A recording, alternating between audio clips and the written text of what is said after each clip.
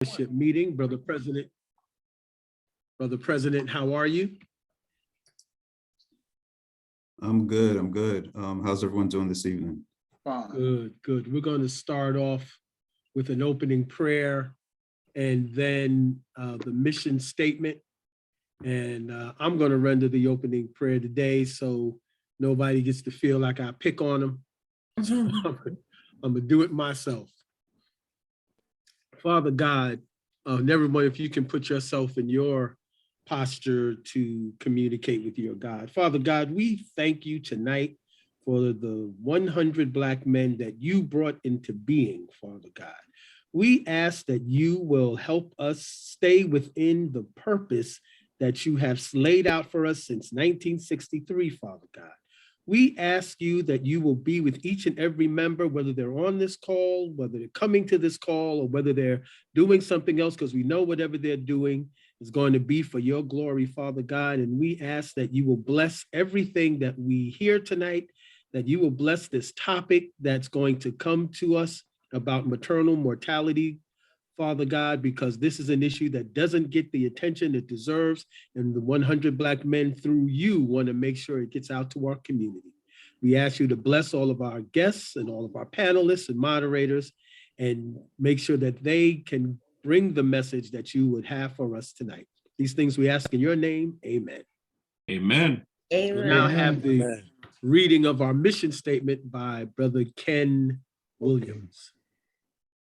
Yes, the mission of the 100 Black men of New York is to play an active role in leveraging our collective talents, abilities, and energy toward achieving meaningful gains for the Black community.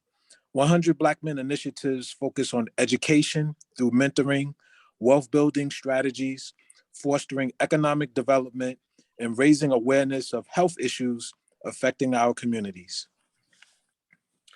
Thank you.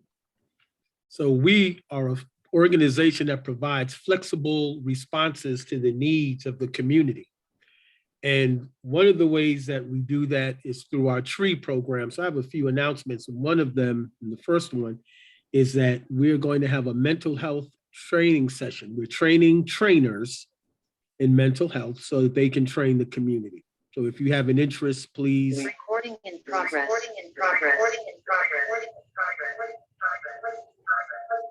If you have and please put yourselves on mute. If you have an interest, please reach out to me because we'll be starting that very soon. Dr. Edgar Hobbs will be providing the training there, and we want to be sure that those sessions are well attended. We're partnering with several community agencies, including Prince Hall Masons, City College, and West Harlem Group Development, and others. So if you're interested in that, please let me know. We have begun planning for our annual golf outing. I know we're in the gala season and we'll hear about it, but there is a committee. They've started to meet. You know, we are overlapping this year in the planning, which is fantastic that we're blessed to be able to do both. And we are looking forward to people joining that committee. Jamel Thompson and Tremaine O'Garo are going to be our recruitment chairs, and they will be reaching out to you to ask you to join the subcommittee and make sure that you are able to participate. There's some wonderful things going on, and at the next meeting, everyone will be brought fully up to speed as to what is happening with golf. Finally, I want to remind everyone to pay their dues. They were due by March 30, or they are due by March 31st in order to vote in the next election. So please make sure, if you haven't gotten them in, that you get them in immediately. I want to now introduce our president, Brother Aldrin Ennis, who will bring his remarks, and then we have some updates on the day of the 100.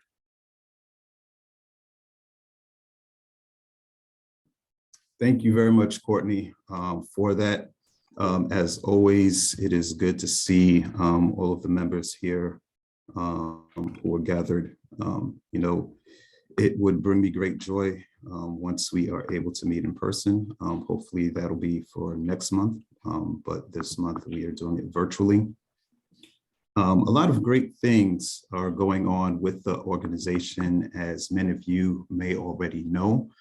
There was some great announcement that came out about 2 weeks ago in regards to our chapter, 100 Black Men of New York, receiving a grant from the state of New York in the amount of $4.9 million for our restorative justice program.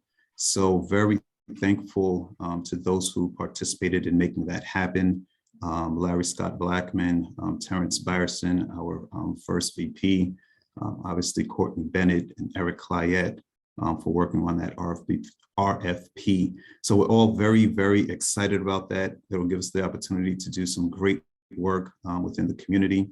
To my knowledge, this is the largest single grant that we've received in the organization's history. So we should all be very, very proud of this moment that we have with this organization. Next up is the Day of the 100, which Courtney alluded to. Very, very exciting day coming up on Thursday, March the 31st. All roads will lead to New York City. In particular, shout out to Jermaine and Rob for co-chairing this year's gala, and they'll provide some additional details about it later on. And Terrence Byerson for picking up the mantle and handling the community service aspect of it. As you know, last year we had what was called Day of the 100, where we not only had our virtual gala, but it was an opportunity for us to do community service throughout New York City. This year, it will not be on March 31st, but on this Saturday, the 26th, and Terrence Byerson, he'll speak more about that. So congratulations, and definitely thank you very much, Terrence, for leading the charge on this. The other good piece of news as far as March 31st is concerned is this chapter will be able to ring the NASDAQ bell, the closing bell, on March 31st. It is a unique opportunity for the world to know about this great organization. So not only will New York City know about us, but the world at large. So we should all be very, very happy about that. The way that it is going to work is that members will be able to participate in the closing bell. For those of you who have done it in various capacities, you know that it's a very exciting opportunity. You get to see your face on the Jumbotron outside of Times Square. So our logo will be present. Our members will be present. In order for you to participate, you do have to be participating in the gala. So that is a prerequisite as far as members are concerned. Also, NASDAQ is stating that all those who do participate will have to be fully vaccinated, and they will need to present a report of a negative COVID test within the last 24 hours. And so it's a picture of your COVID result along with your state issued ID, so a driver's license, in that picture frame to have access to that day. And next up is the caucus in Albany, the annual legislative caucus. As mentioned before, 100 Black men will be there. We will have a booth this year. The booth will give us an opportunity to highlight and showcase all of the great work that we've been doing as an organization. And it also give those an opportunity who are interested in becoming a member of this organization to get that information. We'll be sharing the booth with the other chapters of 100 Black men, so it'll be a collaborative effort. As you all know, there's a lot of strength when we're unified. So it'll be a great opportunity for us for our chapters to do something collaboratively. And that's pretty much it as far as the president's report. I'll pass it back over to Courtney to continue with the program. Great, thank you, Brother President. We're just going to open up a few of the things that the president just mentioned, starting with the resource fair. Brother Byerson is bringing up a program that we started a couple of years ago before the pandemic, where we gave away suits and we had a small resource area. He's blown it up into a full resource fair, and we're going to ask him to talk about that now. And we're also going to talk about special activity with Mount Sinai. Brother Byerson. Can you hear me now? Yep. Okay, thank you. I'm actually at an event right now for my job, but I have to be at this meeting because this is important. Yeah, so our resource fair will be this Saturday. We have all of the major re-entry partners in attendance: Fortune, Osborne, Exodus, GoSo, CEO. We've also have the Manhattan DA will be in attendance as well because they have a re-entry unit with the Manhattan DA, and the Manhattan DA himself, Alvin Bragg, said he will be coming through around 12 o'clock. We have over, as a matter of fact, when I asked for the presence of the DA's office, they delivered 11 boxes of suits and other items on Friday. This is past Friday. So part of what I'm saying also is I need about 7 to 10 brothers to come in on Friday if you can. I'm going to be at the office probably about 1 o'clock, but I need individuals' help in sorting out the garments. We are going to sort them out. We are going to put them on racks, and we are then going to take them to the church at Union Baptist. So if anybody have any time, by all means, I'm going to need your assistance on Friday. Also, an added event, thanks to Dr. Miller, Reggie, is that Mount Sinai will have their truck outside of the resource fair, and they're using this as a soft launch for their main launch, which will be April 1st, for the prostate awareness. They will be doing prostate cancer screening in their truck. It will be in front of the church on Saturday, so individuals will be able to get prostate screening. That will be their soft launch, and they're using that as a test because on the day after the gala, which is going to be April 1st, they're going to do the main launch. And this launch here will be covered by the Today Show. So on that day, if possible, I'm going to need about 10 to 15 brothers who wants to get screened, or who's out there to be screened. And everybody don't have to be screened, but I think it's more of a presence. We need about 10 to 15 to show a presence because they will be in front of our building. This will be in front of the 100 Black Men headquarters. The Today Show will be covering this. They're going to show it at, I believe, 7 o'clock, 9 o'clock. It's 3 times they're going to be showing it. And Al Roker will be there. So the vision is Al Roker is going to be doing his weather report. And then 15, 20 minutes later, he's going to be at our office.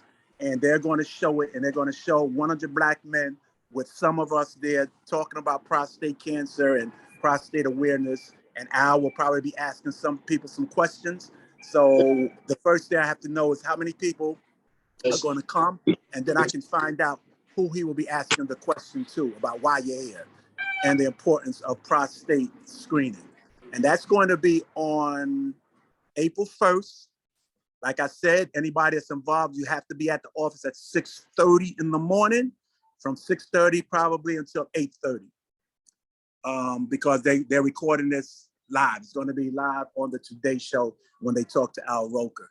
And then after that, they will be taking, the main event will be at 1 o'clock in the afternoon at the Wagner Housing Project.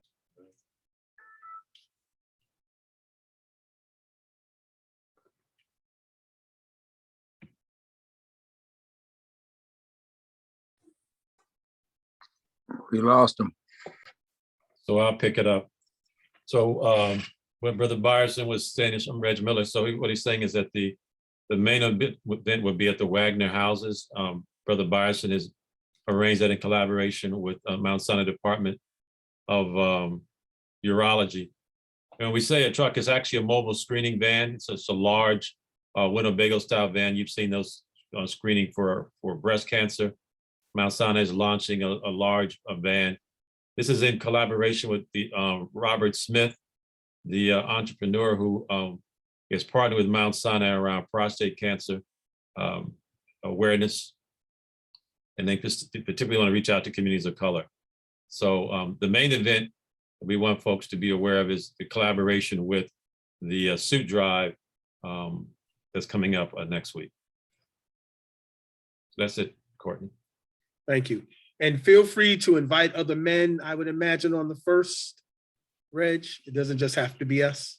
Oh, no, since it's open to the community. I just want to clarify, when we say screening, this is going to be a blood test. So just everybody don't get excited. This is not a massive screening. So it's just going to be a PSA screening. The van is non-invasive. Not invasive. Thank you, brother Jones. So the van is capable of doing more invasive screening, but that is not what we're talking about doing this round. It's just a blood test, simple blood test. Check your PSA, and then we'll have follow-up with you if you need more advanced screening.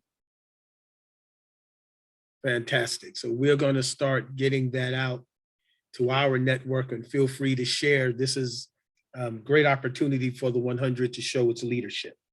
So, and for the ladies on the call, please bring out the man in your life, brothers, husbands. I'm sorry, everybody, I got disconnected, but I seen that Reggie took it over. Thank you, Reggie. Appreciate you.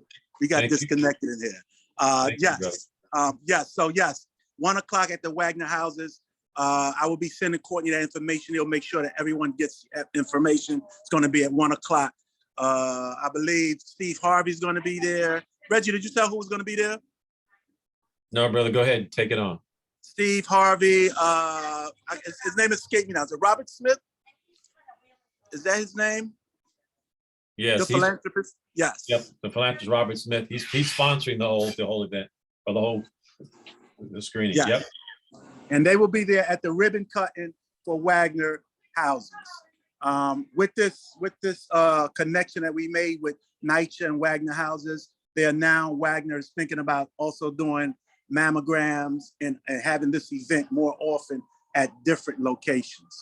So this was a good connection for us, and we are responsible for it. Also at that event on Saturday at 1 o'clock, there will be resources there as well, other community-based organizations to give to the community. So like I said, my main ask is, number one, I'm going to need some brothers for Friday to help sort and take the clothes over to the church. And also at 6:30 on the 1st, I know it's the day of the gala, but if anybody could be there at 6:30, from about 6:30 to 8:30, just to show some strength, because 100 Black men will be important to the story. Because as you all know, when you talk about prostate cancer, it's a very fiery discussion when it comes to men of color. One quick question. Yes. Is it going to be Saturday there are two things, Saturday at 1 and Saturday at 6:30? Yes, it's two different events. It's two different. The main event is we're going to be on a Today Show. So that's going to be the first event where we're going to be on a Today Show, and that's when they're going to talk about prostate cancer and prostate cancer awareness. And then during that, they'll say at 1 o'clock, the van, because they're talking about the van, having the van out, will be at the Wagner projects at 1 o'clock. So the most important thing is for us to have a show of force at 6:30 if possible. And then we will be there at the 1 o'clock. Anybody can come at the 1 o'clock. But the main ask is to be there at 6:30 if you can. So that we can have a show of force there. And is all this outlined in an email or did it go around already? I just had a meeting with the producer today, and I knew that I was having this meeting. So by tomorrow, you will have an email detailing everything. Great, perfect, thank you. And the email will contain links so that you can sign up for the community service on Friday and Saturday, Terrence, and then for next week's community service where we come out for the band. So all that will be in an email.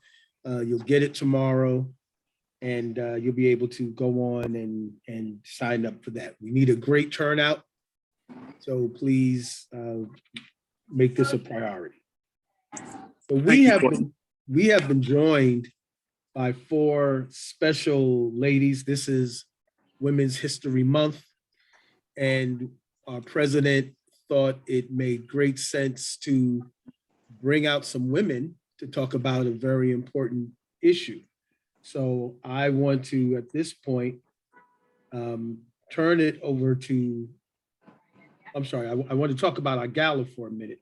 Then we're going to turn it over to President Ennis, and he's going to introduce our ladies. So Jermaine and Rob, can you give us a quick update on the gala? Is Jermaine on? No, if he's not, is he? No? All right. He's not on yet.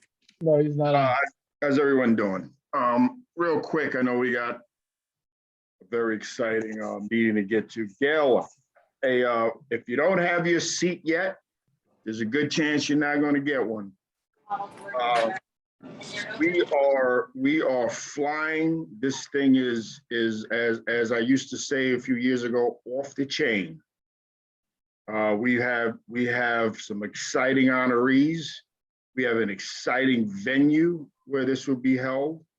And we are definitely ready for this. I think that we should be very, very proud as an organization that our gala coming out of COVID is back to the standard that we had before COVID, where it was a place to be. Everybody wanted to be there, and that has not changed. I urge all members who have not gotten their tickets to the gala, please call the office and see if there are seats available. If there are no seats available, it will be live streamed. I wish I usually have this call the week before the gala, and we still begging guys to get tickets. We're not doing that this year. It's going to be a great event. I'm not going to say anything else. All I'm going to say is if you missed it, you missed it. Thank you very much. All right. And with that being said, we're going to turn it over to President Alden Ennis. And please check the chat for information pertaining to the announcements. Brother Ennis. Thank you very much, Courtney. As mentioned earlier, this is Women's History Month, and it definitely makes sense for a Black organization to highlight women who are doing amazing things in their respective careers. This year, the conversation is around, maternal mortality. So we have 4 presenters, and I'll start by giving just a brief bio of who they are so that we can get the discussion going, because I know that our moderator has a hard stop. So our moderator this evening is Eboni K. Williams. She is currently the host and executive producer of the Warner Music Group podcast, Holding Court with Eboni K. Williams, and a cast member on Bravo's TV, Real Housewives of New York City. Most recently, she has been co-hosting on ABC's News daytime Emmy-winning show, The View. She has also guest co-hosted on national syndicated talk show, The Real, and served as a Hot Topics table expert on The Wendy Williams Show. Eboni has previously held correspondent, host, and analyst roles at CBS News, Fox News Channel, Fox Sports, HLN. She holds a BA in Communications and African American Studies from the University of North Carolina at Chapel Hill, and a JD from Loyola University, New Orleans College of Law. Our next person is one of our panelists, Linara Davidson Greenidge. She is the Associate Dean for Communication Strategy Development and Alumni Affairs at Columbia University School of Social Work. Linara comes to CSSW from East Harlem Tutorial Program, Inc., where she was the Chief Development and External Affairs Officer and member of EHTP's senior management team. She was responsible for raising operating budget funds and a $60 million capital campaign, developing an alumni program, and building relationships with key stakeholders and volunteers. Linara is a graduate of both NYU and Columbia SIPA. She is a trained anti-racist racial equity facilitator, and she previously served as an adjunct instructor at John Jay College of Criminal Justice. She also brings experience from her board service and volunteer work at such organizations as PAL, Arc of Justice, the National Black Theater, the Cathedral School of St. John the Divine, the Lynx, and Delta Sigma Theta Sorority Incorporated. Our next panelist is Dr. Sophia Lubin. She is an OBGYN at the Brooklyn Heights Women's Center. She is certified in New York. She's a native New Yorker and holds a BS in biology from the City College of New York. She obtained her medical degree from NYIT New York College of Osteopathic Medicine. She did her OBGYN residency training at Beth Israel Medical Center in Manhattan, which is now Mount Sinai Beth Israel. And she practices in Brooklyn, New York, at the Brooklyn Heights Women's Center, where she works alongside the famous Dr. Millicent Comrie. Next up, we have Onyeka Otugo.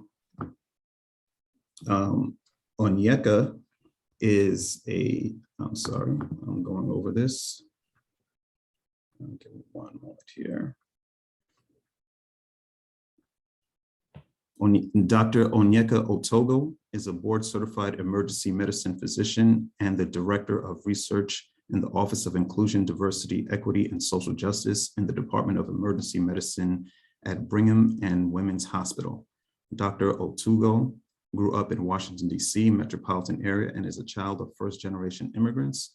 She was motivated to pursue medicine and address health disparities from losing family members due to inadequate access to healthcare.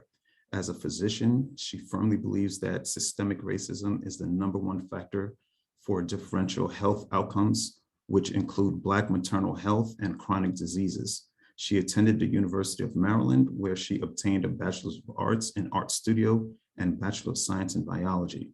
She completed her medical school and obtained a Master's of Public Health at Northwestern Feinberg School of Medicine. She then went on to complete an emergency medicine residency at Cleveland Clinic, Akron General, and later a health policy research and translation fellowship. Recently, she graduated with a master's in public administration at John F. Kennedy and Cheng Fellow from the Harvard Kennedy School of Government. So without further ado, this is your panel, and I will turn it over to Eboni K. Williams. Thank you, Fred. Thank you, Aldrin. Brothers, it's a pleasure for all of us to be with you. As Aldrin said, my name is Eboni K. Williams. We're going to keep it pithy this evening, gentlemen. We're going to be out of here in about 20 minutes, but I encourage you to, if you can, just give this all of your attention as if your life depends on it, because I implore you that it does, right? We know that the life of our community and our culture comes from the women of our culture. And as we discuss this issue of maternal mortality, particularly as it relates to Black women, this can't be a conversation just among women. It has to be a conversation that deeply implores the help, support, and lift of our men.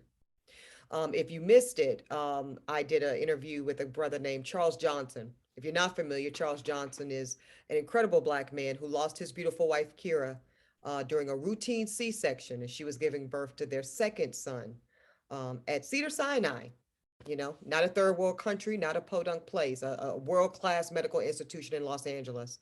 And Charles is doing the very important work of sounding the alarm on this issue, particularly amongst Black men. So, gentlemen, I ask you to join Charles in the concern and the understanding of the dire epidemic that is the death and medical harm of Black women as we bear the children of our people. Just so you know, guys, the reason that this is such an issue, Black women in particular, about anywhere between 3 to 5 times more likely to die while giving birth in this country than our white counterparts. Okay, so this is not creative. This is not made up. This is not anyone's opinion or thought. And we're going to get to firsthand accounts from my dear friend Linara, who Aldrin introduced, and these brilliant physicians that are joining us today to hear a little bit more about the details as to why are Black women dying anywhere from 3 to 6 times, 5 times more likely than white women in America while we give birth to our children, and what can we do about it? So with that, I want to start with Dr. Sophia.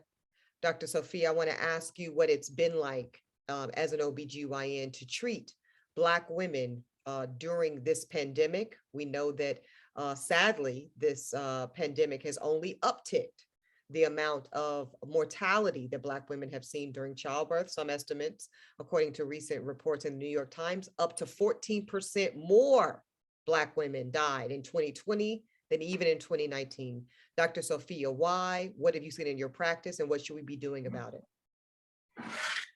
Well, thanks so much, Ebony, and thank you everyone for being on the call, and thank you so much for inviting me to be a part of this program tonight. Well, you know, my practice is very special to me. I really am honored that I'm able to really care for Black women. 2020 was really quite a challenge when it came to COVID, because we just didn't know what was going on. We didn't understand the virus. We didn't understand treatment options. And so in general, Black women were very scared. And it's unfortunate because we just didn't have enough people who look like us to really try to gauge what was happening so quickly with the medicine. And a personal story for me is, excuse me, is having had a patient who had a recent C-section, went home, and then developed COVID from an exposure at home. And unfortunately, a young, brilliant, vibrant, 31-year-old woman who had had her first child succumbed to COVID. And all because she ended up at another hospital after she got sick. And at that other hospital, not only did she not have the physicians who took care of her throughout her entire pregnancy, but moreover, she also didn't have enough physicians who really looked like her in order for her to trust, in order for her to really understand when they said, well, we're trying this, plasma, or we're trying this new medication that has just been put on the market because we just heard about COVID. And she was scared. She was scared. And I saw way too much of that in 2020, 2021. And to be fair, I see it all the time. It's one of the reasons why I think Black women in particular should seek out Black women physicians if they can, we're here. We are definitely here. And I do see that it makes a difference. I think women have an opportunity to really share and discuss what some of their fears are. And I think that this pandemic era has really reeled in the concept of my family first, myself included, And so I think because of that, that is part of the reason why we need to continue to elevate the conversation so that women are not dying when they come in to have a baby. That's supposed to be the joyous occasion. But, Ebony, as you said, the statistics are appalling. We're definitely not a third world country. And as a humanitarian, someone who travels all the time to do humanitarian work, it's crazy that we can have similar statistics in such an advanced country. So. Thank you, Dr. Sophia. And to further illustrate many of the points you made about pursuing and curating a relationship with a Black physician as part of the answer to this problem, I want to invite some conversation with my dear friend, Linara. Linara she's an icon to me of the culture. And if you are active in our community here in Black New York, then you know this woman intimately. Linara, I'm blessed to have known you before either of your beautiful boys. But I also know that you had two very different experiences when giving birth to your beautiful sons. And also, I just want to kind of frame this contextually for those who don't know your bio as much as some of us do. You are not, I think the stereotypical narrative that people think about when they think about women who might find themselves in dire straits during childbirth, whether they be single, uneducated, in poverty. those things don't apply to you. You are happily married to a brilliant Black man by the name of Henry, you know, a woman of higher education and esteem, and you have some coins. So therefore, I want to talk to you about what you experienced during both your first and your second childbirth experience, what fears arose for you during those experiences, and what advice, Linara, would you give to other Black women and Black couples, you know, because we want to speak to the men in this room here too, that they need to have awareness of when going into the childbirthing experience? Thank you for that, Ebony. You know, I love you. I appreciate that intro, and it's great to be with you all this evening. Aldrin, thanks for the invite. I was one of those women in 2020 in Dr. Lubin's office, scared out my mind to have my second boy. And to try and make this as short of a story as possible, my first pregnancy, I was with an OBGYN that I had known for 10 years. And so I thought that I was being proactive and figuring out ways in which to circumvent the potential of any sort of issues during my delivery. For 10 years, we had been managing fibroids, which is something that a lot of Black women also encounter. And so I thought that I did everything right. And so when we got pregnant with Ronald, our first, my fibroids were growing with my baby. And one of the fibroids wound up being as big as 14 centimeters, which is about the size of a newborn's head. And fibroids and babies survive off of oxygen, and I was not producing enough for both of them to survive. And so thankfully my baby did, and my fibroids started degenerating. What that meant though is that during my pregnancy, I was having what felt like labor pains throughout the whole pregnancy. And because I had never given birth before, I would not know if I was actually going into labor. The week that I wound up giving birth, I went in for excruciating pain for my fibroids. My care at that point did not really believe how much pain I was in. They treated me like I was a drug addict for the most part, and could not actually get ahead of the pain. I believe at that point, my Ronald was so uncomfortable that he forced himself out. And so he was born at 29 weeks, weighing 2 pounds and 14 ounces. And we were then in the NICU for the next 54 days. The things that doctors could have done to help Ronald progress, like giving me steroid shots to help with his lungs, which were not developed yet when he was born. None of that actually happened. They actually did not realize that I was in labor until I almost gave birth to him on the toilet in my hospital bedroom. And so we were in the NICU for 54 days. Then COVID happened. And so now I have this premature baby during a time where we have no idea what's happening. And we get pregnant again. And so at that point, I reached out to my women network and asked for a Black woman specifically. And God brought me to Sophia Lubin. I wound up crying the first day on her in her office, and she was like, "We're not having any early babies on my watch, so that's just not even going to happen." And I think the story or the thing that highlights the difference the most, right? For all 9 months, it was amazing. But my delivery day, Dr. Lubin has her residents in our delivery room who are learning how to deliver babies. And so at this point, me and Henry, who I think is on the call, he's one of your brothers, but me and Henry, we had curated a music list. We had, just created a space that we wanted to have. And so Dr. Lubin looks at one of her residents and says, "What's unique about this woman?" Now, mind you, Ebony and Aldrin, they lifted up the fact that my story isn't unique, right? My story is the story of many Black women in this world. And it doesn't matter what background you come from, right? I come from a family of doctors and lawyers. And so my story wasn't unique, except it was unique to me. Right. And it was special for me. And so she asked him what was unique about my story. He went through my stats and she was like, "Yes, all of that is true, but what does that mean?" He had no idea how to answer the question. And so what she did was say, she gave birth early. to a 2-pound, 14-ounce baby, which means that she has never had to give birth to someone that was 7 pounds before. And which also means that she's probably really scared right now. And so though this is her second time around, we need to treat her like this is her first time. And then she looked at me and said, "Are you ready to have a baby, Mom?" And so in that moment, I could just be a patient. My husband could just be an excited father, welcoming his second son into the world.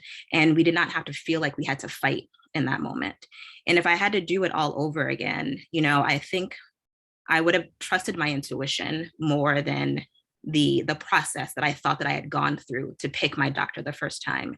My gut told me that I should probably move in a different way, and I didn't at that moment. And so I think, giving birth is such an intimate experience that trusting your intuition is really important in that moment. Love it. Every time I hear this story from Linara, gentlemen, I gain something new from it. I am not yet a mother, but I pray to be one day. And frankly, we live in a time where if you're a Black woman and you aspire to motherhood, it is scary, flat out. It's scary. As Linara said, regardless of background, regardless of resources, you're putting your life on the line. All women are, but Black women are disproportionately. And so thank you, Linara, for sharing that and some tidbits as to how we can improve this pandemic, an epidemic rather.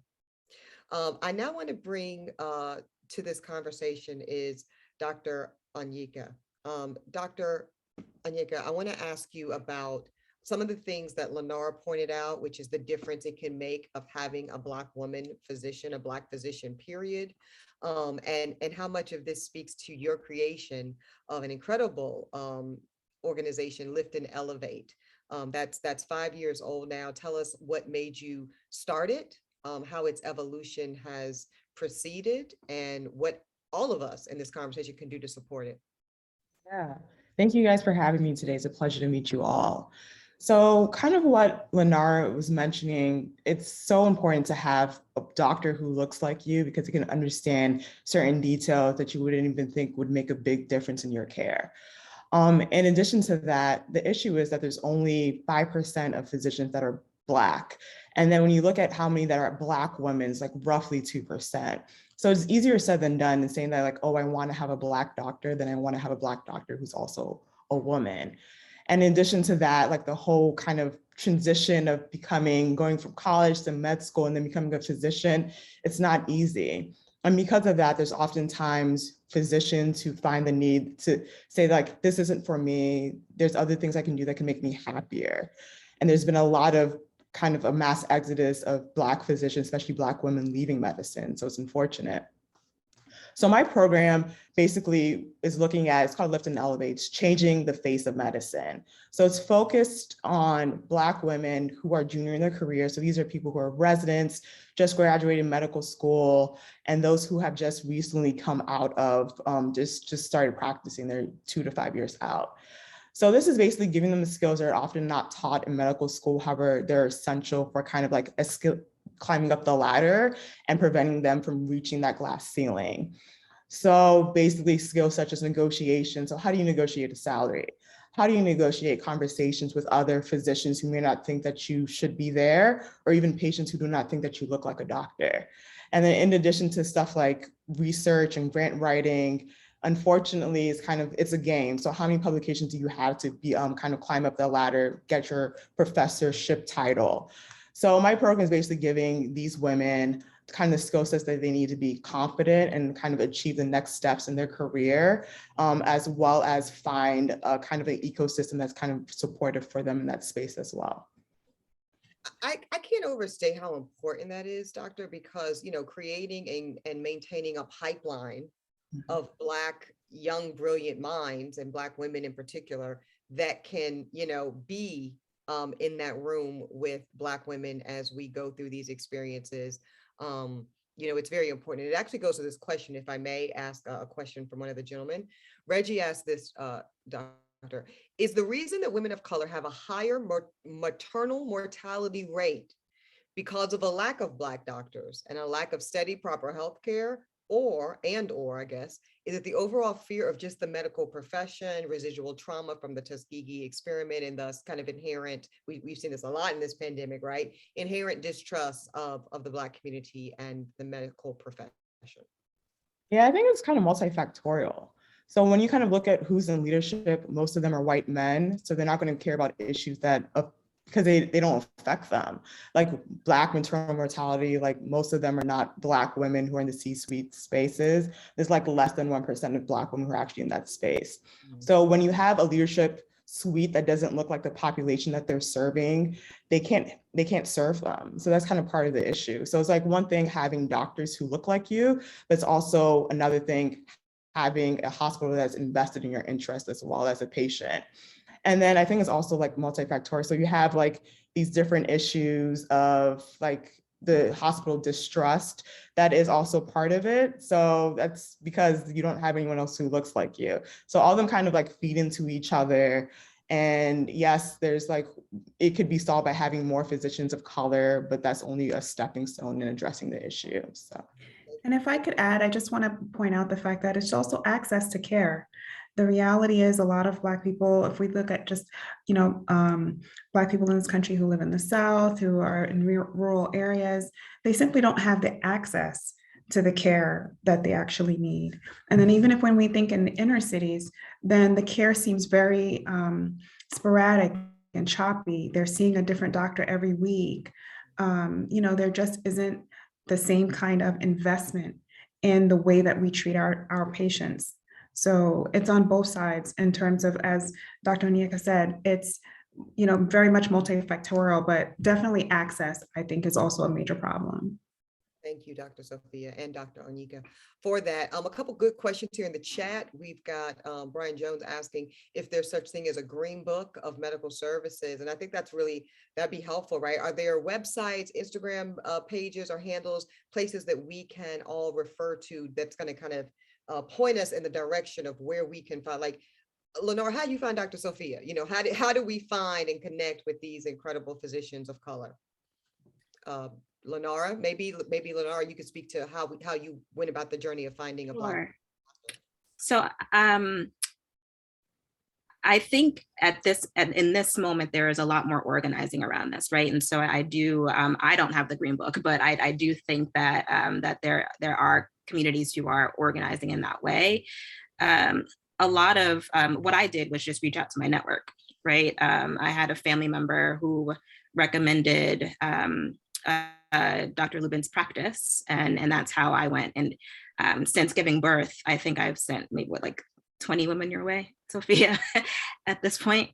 And so it's a lot of word of mouth, but I do think it's a great point that organizing it in a more strategic way could also be helpful. Indeed. And if I can add my 2 cents, it's also just kind of saying it plain. Again, as somebody who anticipates on motherhood at some point, I went about the business of freezing my eggs, and I went to RMA, Reproductive Medical Associates, and I specifically asked my fertility doctor, now go ahead and connect me with a gynecologist. And I said flat out, and actually an OBGYN, because I wanted to get in front of some issues, I want a Black woman, period. And so I think just saying it plain like that to people that don't look like us, sometimes you just have to keep it real and say, appreciate you, not undermining your skill set, but I need you to point me in the direction of someone who looks like me. I'm being nosy. Dr. Sophia, do you know Dr. Michelle? I think her last name is Ketley. Is it Ketley Michelle? No, and maybe this is a good question, difference between OBGYN and gynecologist. Can we talk about that? Lindsay Michelle? What's it? Lindsay Michelle? No, her name, Dr. Michelle, hold on, I'm gonna tell you exactly what it is. Except I'll find out, I'll be with you offline. But now that I'm thinking about it, I think she might just be my gyno. So I'm gonna have to call you, Dr. Sophia. I don't know that she can deliver a coming baby. To be fair, we do the same training. OBGYNs, you have to do both sides or both aspects of the training. The obstetrics part, which is the part that caters to mothers in their pregnancy stages, and the prenatal care and the delivery. And then a gynecologist, that's who you would call for your pap smears, for your birth control, for your wellness checks, menopause. We really run the gamut, any type of surgical issue that happens in the pelvis. And so, but we do the same training. And then sometimes we can specialize in different aspects of that training. But overall, we all go through the same 4 years. It's Dr. Michelle Francis. You familiar with her? Oh, no, I don't know her. Well, maybe I'll connect you to. But no, I think that's critically important. All right. Great overall final question. I'll take this around the table. I'll start with you, Dr. Sophia, go to you, Dr. Onyeka, and Linara. What can the 100 Black men here that are listening to this conversation do to support their women? Dr. Sophia. Always be their advocate. I think just like the gentleman whom you've interviewed already, Eboni, and that very disturbing and sad story, it's the concept of being their advocate. You've got to be there as their backbone, as their support. It's unfortunate. That's one thing that definitely COVID ruined, was the opportunity for the men to participate in the prenatal care, coming to visits with their, girlfriends, moms, wives, sisters, etc. And, really understanding the concept that the women in your life are standing in for you, and you always have to stand in for them. Amen. So, Dr. What I'm saying. I would definitely say using your platform to raise awareness to this issue and then speak about it as often as you can, so more people are aware of this. Linara, what was the best thing Henry did for you during this process? There are many things he did, but he was a huge advocate. It's really humbling to be in a hotel room beholden to everyone with the very type A personality that I have, and not being able, and being in so much pain that I cannot advocate for myself, and so knowing that I was safe with him by my side is extremely important. And the one other thing that I will add that I'm hoping 100 Black men will take me up on is to donate to Lift and Elevate. I believe that every doctor should be trained by a Black woman, and what Onyeka is doing is transformative to the medical field. And so if there's a way in which, we can join hands to ensure that she has the resources she needs in order to move forward with the next cohort of doctors that she's looking to train, who are all Black women, by the way. I think it'll, again, what she's doing will change the trajectory for a lot of not just Black women, but individuals around the country, if not the world. Beautiful, beautiful. I love it. So a final question here from Ms. Dinah in our audience, and I think it's one that a lot of Black women share. Linara spoke of it, and it's fibroids.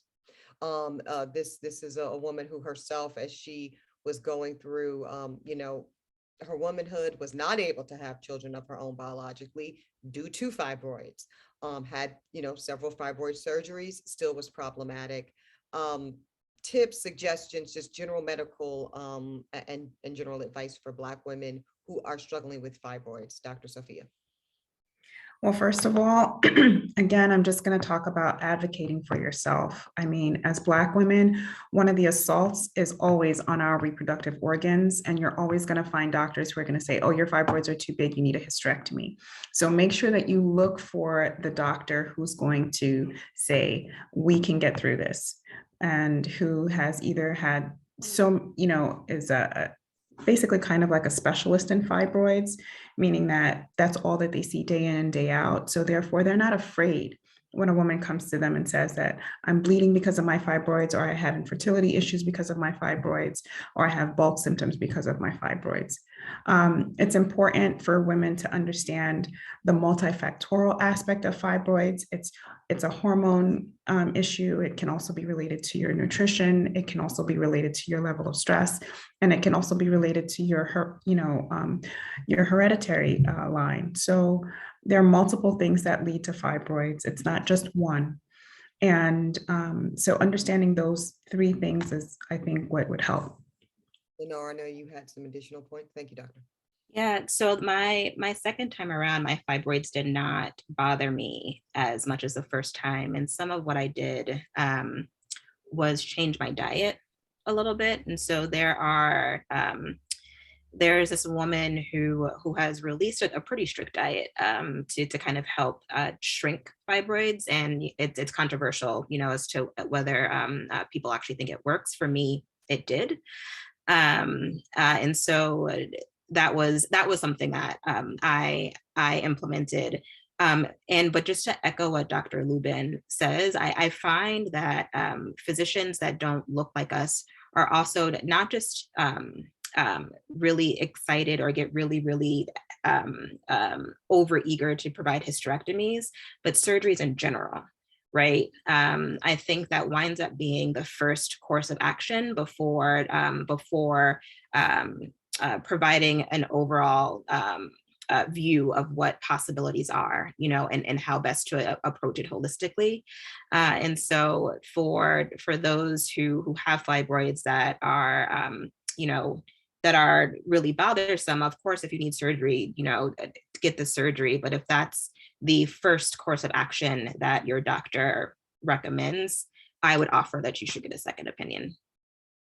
I would echo that. I had a girlfriend who went through that same exact thing, Linara, and we had that, deep dive prayer conversation, because that's a very permanent decision that is for some women, but not all. With that, ladies and gentlemen, thank you for your time. Thank you for your attention. Hopefully you got something from this conversation.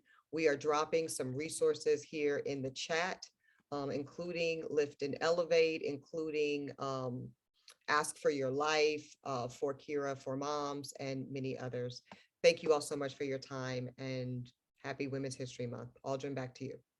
Thank you very much, Eboni. So good to see you. Haven't seen you in a couple months now. So, and to our panelists, thank you so much for sharing your stories and giving us some of the tools that we need to advocate for the women in our lives. I think all too often it is seen that Black women are stronger than others, which they are, but there does come a time where you have to be the voice for them when they cannot advocate for themselves. So I'm so proud of this organization to be able to represent it and to be able to have this type of conversation.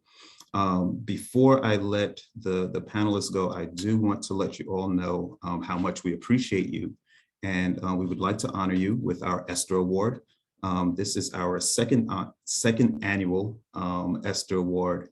And for those of you who are Christian or have read the Bible, you know that Esther, Queen Esther, she advocated for her people. She used her wit, her charm, her intellect to save her people. And that is the work that you women are doing in your respective professions. You're saving our Black communities, advocating for them, and being that voice.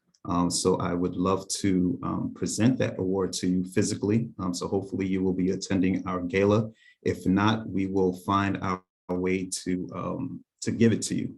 I do know that, Eboni, you have a hard stop, but I do think that there are some other questions. I see Rob Brown's hand up that he may want to present to our panelists. So if you do not mind and can indulge us for another 10 minutes or so, it would be greatly appreciated. Rob Brown. Hey, ladies, thank you very, very much. I thought I put something in the chat that you guys didn't react to, and I was sort of surprised that there was no reaction. And we're talking about Black women and their health, and Black women being represented by other Black women. Kings County Hospital, which is probably the largest hospital, public hospital in New York City, is about to have a Black chief medical officer.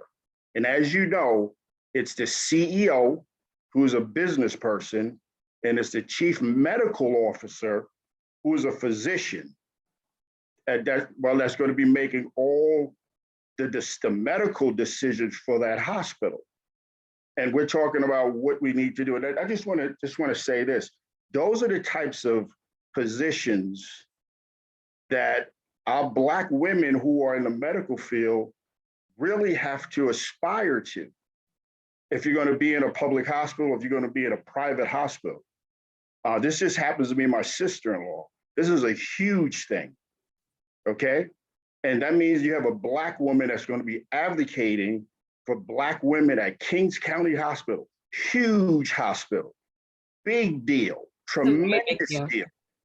I didn't see that in the chat. Thank you for lifting that. And that's what Onyeka is doing, right? Onyeka is looking to train physicians like your sister-in-law before they become your sister-in-law so that they feel more confident and more prepared to go after those roles as they open up.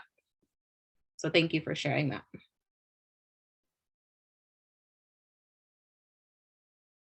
Dina, you have your hand up? Yes, I do.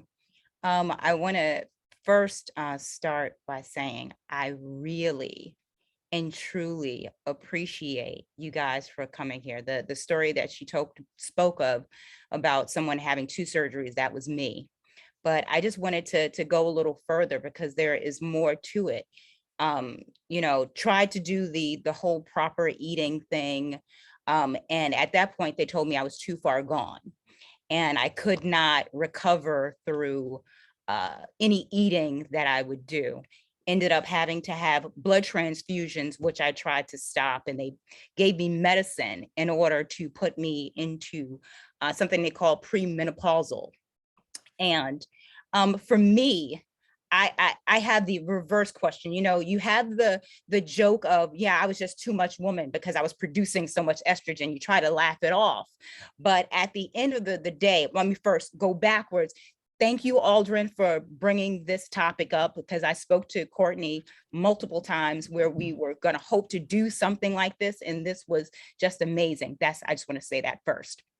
But going back, is just the overproduction of estrogen and how that is that there are more Black women creating this overproduction of estrogen. But not only that, how do we actually create a conversation about healthy living, how that this is not normal when you think that, you know, what's happening is okay. You see these commercials where they have women just playing ping pong and everything, and you think that you are normal, but somehow or another the commercials aren't normal, you know? So how do we disrupt the fibroids in the first place? How do we have a conversation with young women so that they don't get to the point where they can't have kids because they don't understand that their bodies are really rejecting, you know, who they can be? To be a mother is being taken away from them because they don't understand what is happening, because we don't discuss these things in public. That's number one. We just go home, we lay in bed, we stay there, you know, until that however many days is over. Meanwhile, we're not learning anything. You know, we're not sharing. I have a girlfriend right now who has it in her 40s and is just now asking me what happened when I had to like stay in bed for 3 months after my first and second surgery because I couldn't walk. You know, you don't get the ability to have all those endorphins in your body from having a kid when you get, you know, a myomectomy, and they don't understand that, and we are not giving that information out. So thanks. I'm happy that you bring up the topic. I will speak to it on a couple of different levels. First of all, as far as fibroids are concerned, it affects 70% of women, 80% of Black women. Okay, so all women experience fibroids, or quite a large majority of them. It's just to what extent. You know, when we are in medical school and we do cadaver dissections, all of the cadavers have fibroids, but they're like itty bitty, some of them big. It just depends, you know, but all women really have the potential to develop these fibroids. The difference is at what stage do we actually address the issue? And I find that when it comes to women like us, Black and brown women, the issue is allowed to go on for far too long before it's addressed. And as you say, there are a lot of different things that affect it, definitely a hormone imbalance, but we have to look at the other reasons why women tend to have a hormonal imbalance. And that includes their diet, that includes their stress level, that includes, their activity level. So if we're going to talk about how we really address fibroids, we have to first understand, that they're just not addressed when they should be, when they're much smaller, when we can actually do something about it.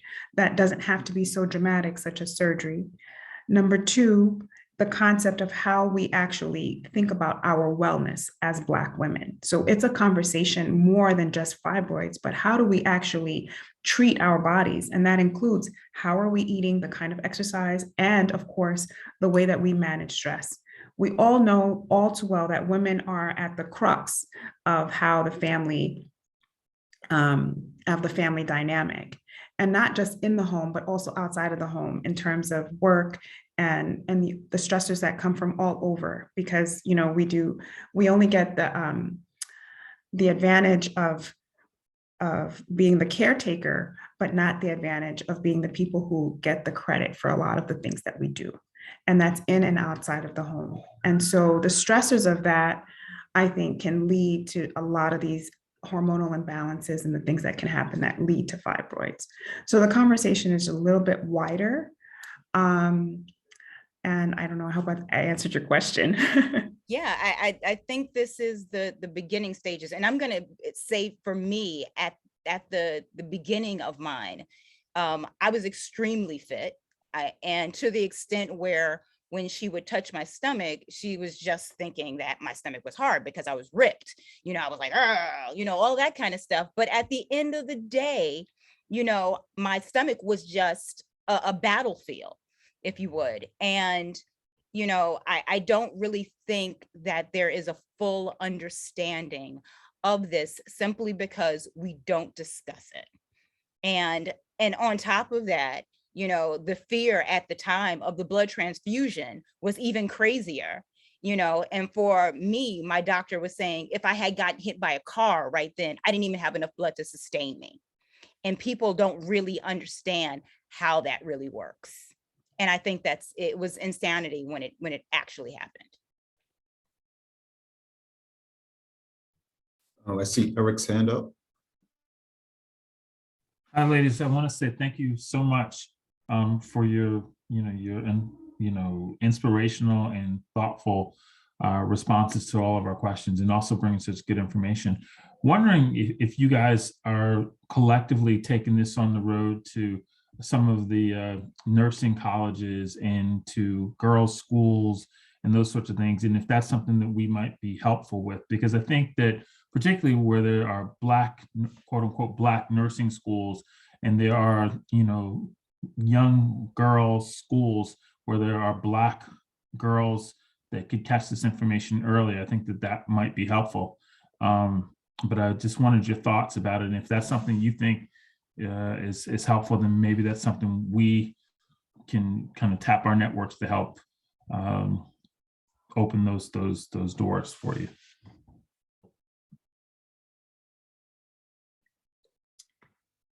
Hi, Eric. It's good to see you. I think it's a great idea.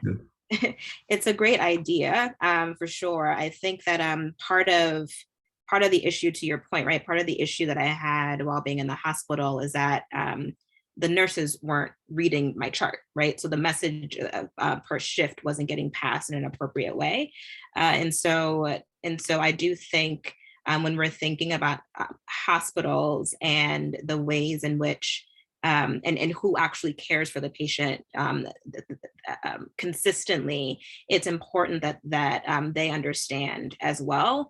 And just to lift up Dr. Lubin again, everyone from nurses to her residents that came into my room, once they knew that I was her patient, they channeled her, right? So there was a moment where someone was going to not do something because they didn't feel like they didn't feel like what I was saying was actually what was actually happening. And she walked out the room and then came back and she's like, you know what?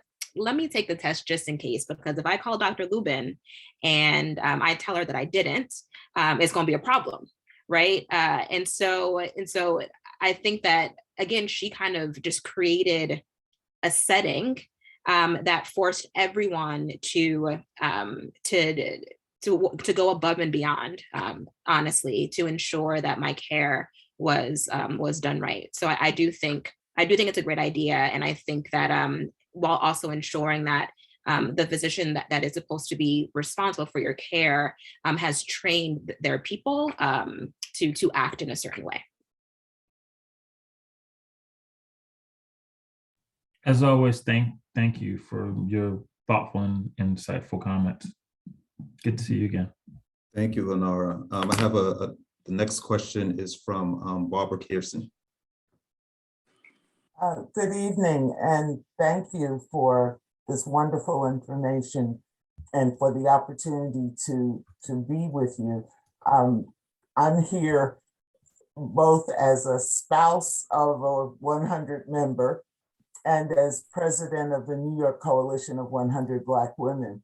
And I think it is so important to have conversations like this so that we can be the support service for women, those in our families who may be going through experiences like those that you've shared and think that they're the only ones going through it, that they don't know of someone else who has gone through this. My daughter was one of those people who gave birth to a premature baby, 1 pound, 9 ounces. Thank God he just had his 13th birthday, and we just continue to celebrate him every day. But going through that experience with her, it was also important that I was educated, that my husband was educated, so that we could speak for her when she couldn't speak for herself. And it's important to have dialogues like this so that we can help spread the knowledge and the information, and let our young women and our not so young women know that they're not alone when they go through these things, and that we can be there to support them, and hopefully by spreading the information we can lessen the number of women who have to face these traumatic situations. So I just want to say thank you to all of you who have been on the panel this evening for sharing the information that you have shared. And if possible, I would like to be in contact with you as well to help further the story and share it among women in our organization. So thank you very much. Thank you for your remarks. I also see Rudy Coombs, his hand is up. Rudy? Yeah, I just wanted to say thank you all for this. This is great information. And it brought me back to my first child, who's 41 now. But I remember my wife going through 26 hours of labor. And it was unbelievable, the pain that she was going through. I was there holding her hand, walking her, doing whatever possible, hoping that this water would break. And it was like, when is this gonna happen? When is this gonna happen? And she's crying, she's in tears, she's in pain. And as a young father, I'm like, well, what else can I do? I'm trying to do everything I can possibly do. I don't know the pain that she's going through because I'm not a woman. So, and I'm saying to myself, God, this must be terrible. But why I'm bringing that story up is because even after having 3 kids after my first, I still never knew that pain that a woman goes through because I'm not a woman. But what made me realize the pain was when I had kidney stones. Oh my God, ladies, after kidney stones, I was like, you women got the, oh my goodness, that was the ultimate pain for me. And if that's anything towards childbirth, I applaud you women, you Black women, you mothers. God bless you.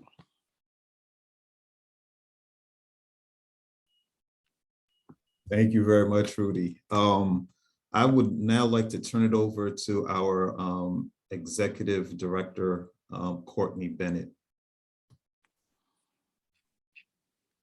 Thank you, Brother President. Ladies, all has been said you're amazing.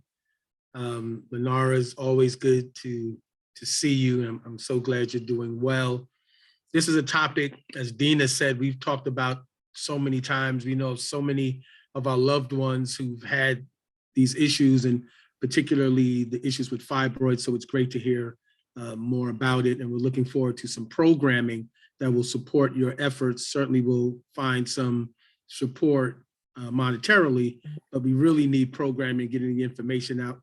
We have a killer, pardon the expression, health and wellness committee. I'm gonna call them a saving health and wellness committee. I think that's better. And they're amazing. So we're gonna charge them with taking on this as one of the things they're doing as they grow that committee with our new members. So thank you all very much. You're welcome to stick around. And you've been invited to the gala, but there's also an after party. So plan for the after party too.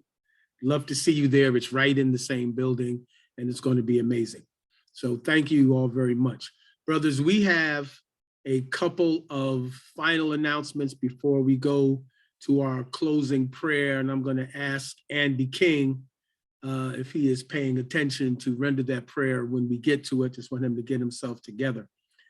Today, we launched the third installment of the Moet Hennessy Small Business Grants. So we're looking to give out about 110 grants to companies around the country, and that will include 17 in NBA markets. I think Brother Garner may still be on the line. Mike, if you are, can you unmute yourself and just give us a quick update on that Hennessy program?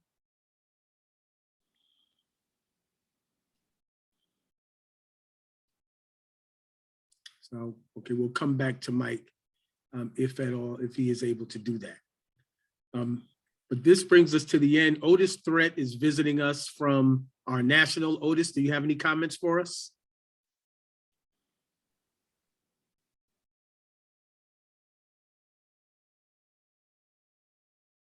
Otis Threat?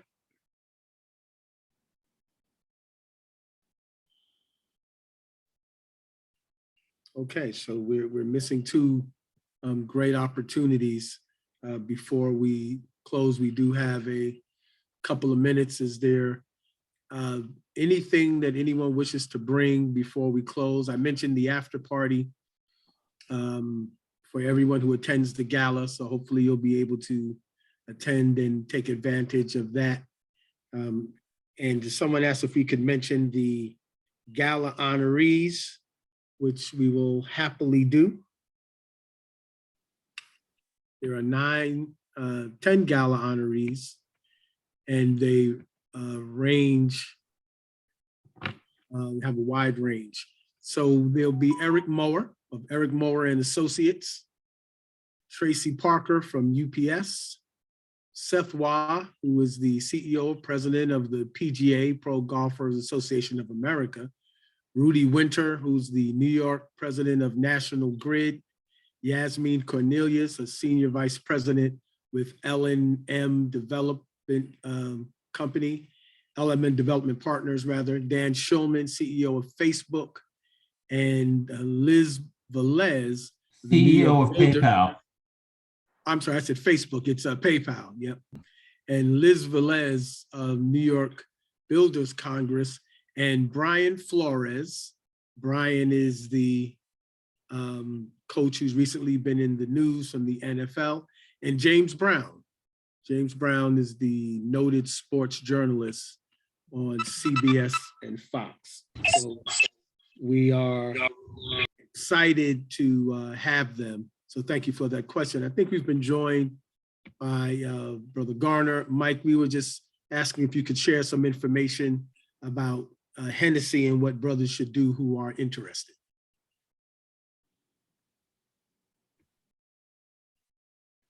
And if you're talking, you're muted.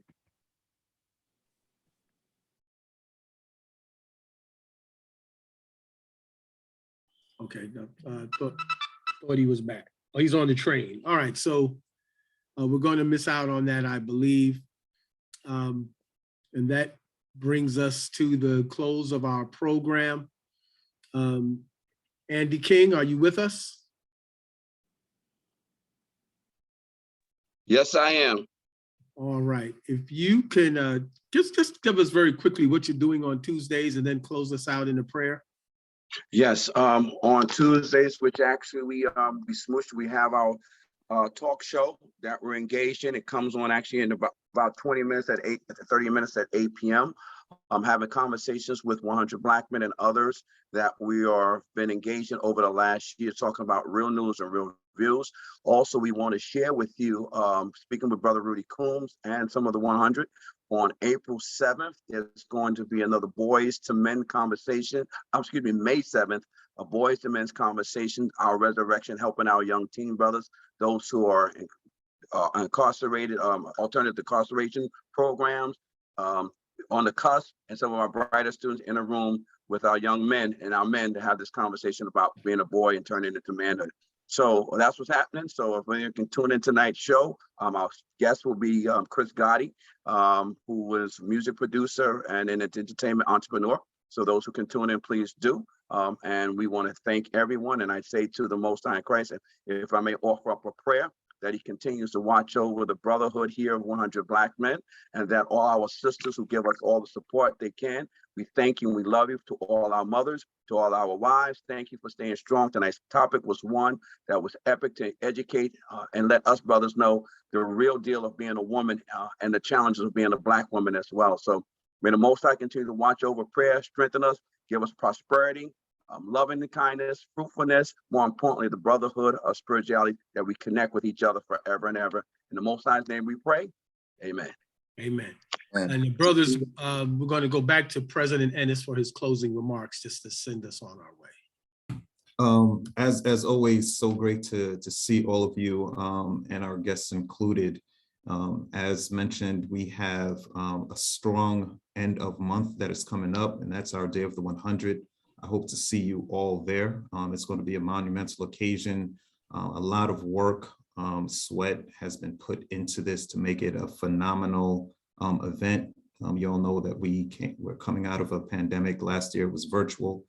This year it's live. We're doing a couple things differently, but it's just to add a little new flavor to it. Once again, I look forward to seeing you guys. And until then, let's continue to be safe. Also this weekend, let us support our dear brother Terrence Byerson and his initiative with the Suit Drive, along with our brother Dr. Reg Miller and his screening. So we should all be very proud of the work that we're doing, and let's continue to win. Thank you, Brother President. So that concludes our meeting. So thank you all for your time. I do want to remind you that for the Hennessy Grant, if you are planning to submit, please let us know that you have submitted so we can go through and make sure your application is complete. It's first come,